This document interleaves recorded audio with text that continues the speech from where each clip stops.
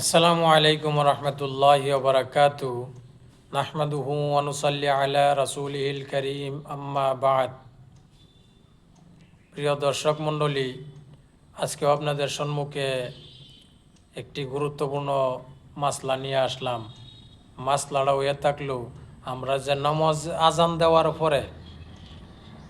দেওয়ার পরে আমরা যে একটা দোয়া পড়ি, আজানের দোয়া যেটা আর কি, আজান শোনার সাথে সাথে যে দোয়াটা পড়ি, তে আজান দেওয়ার পরে যে দোয়াটা পড়ি, এটা কি কোনো হদিস কোরআনের থেকে সাবিত আছে বা আল্লাহ নবীতে কোনো সাবিত আছে, বা আল্লাহ নবী কি আজানের পরে এই দোয়া পড়তেন কি না?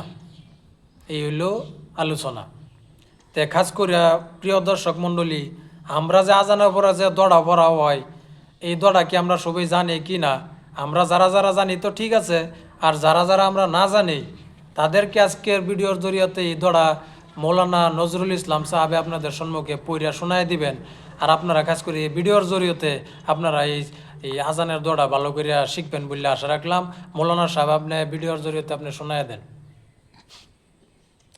اللهم رب هذه الدعوة التامة والصلاة القائمة آتي محمدا الوسيلة والفضيلة وابعثه مقاما محمودا الذي وعدته إنك لا تخلف الميعاد।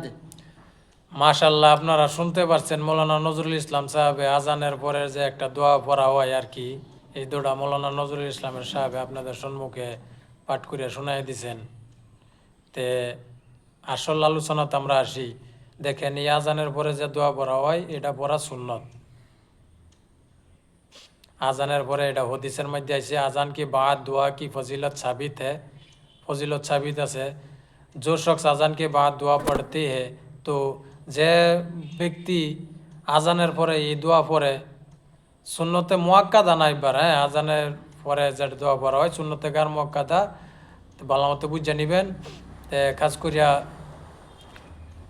কইতেছে, जो शख्स আজান के बाद दुआ पढ़ते हैं, যে ব্যক্তি আজানের পরে এই দোয়াটা পড়ে, कियामत के दिन हुजूर सल्लल्लाहु अलैहि वसल्लम उसके लिए शफाअत करेंगे। কইতাছে যে কিয়ামতের দিন হুজুর সাল্লাল্লাহু আলাইহি সাল্লামে ওই ব্যক্তির জন্য শাফাআত করব, অর্থাৎ আল্লাহর কাছে কি করব? শাফাআত করব যে, হে আল্লাহ, আমার বান্দা কি করছিন, দুনিয়ার মাঝে আজান দিছিন, আজান দেওয়ার লগে লগে দোয়া পড়ছিন, আর আজান শূন্য হয়ে দোয়া পড়ছিন। তের লিগে আমরা আশা করি প্রিয় দর্শক মণ্ডলী, আমরা যারা যেখানে আমাদের ভিডিও দেখতেছেন, কাজ করিয়া দেখে এই দোয়াটা আমরা শিক্ষা প্রত্যেক আজানের সময় যাতে আমরা আজান দেওয়ার শেষে আমরা এই দোয়াটা সুন্দর করে পড়ি। আর এটা আপনার হদিসের মধ্যে আছে, তিরমিজি শরীফ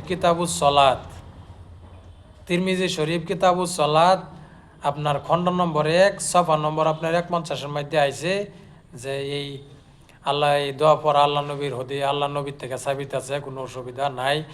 আর হিব্বার আরেক কিতাবের মধ্যে আছে তিরমিজি শরীফ কিতাবুস সলাত সফা নম্বর 150, আর মুসলিম শরীফের মধ্যে আছে আপনার জিল নম্বর 1 অর্থাৎ খণ্ড নম্বর 1 সফা নম্বর 166। এই দুই কিতাবের মধ্যে আমরা পাইছি যে আজানের পরে দোয়া পড়া আজ আল্লাহ নবীর থেকে সাবিত আছে, কোনো অসুবিধা নাই। তাই আশা করি সবাই বুঝবার পাইছেন। যদি আপনাদের ভালো লাগে তো কাজ করে ভিডিওটা শেয়ার করে দিবেন, অনুরোধ রইল। আসসালামু আলাইকুম ওয়া রাহমাতুল্লাহি ওয়া বারাকাতুহু।